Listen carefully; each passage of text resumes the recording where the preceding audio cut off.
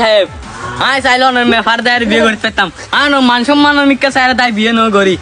অনেক অনেক মেফার আর দিবেন না দিতেন না তোর গরম মে দেড় বাত খাবে চল নাই ওটি আর বিনিময়ে তুই আর মে ফার সার দিবি চেয়ারম্যান সাহেব আয় গরিব হইতে পারি কুটিপতি ন আর কি আর বিনিময় অনেক আর ভালোবাসা চাইতাম চেয়ারম্যান সাহেব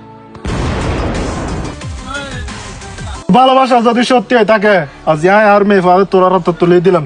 তোরা ভালো থাকিস।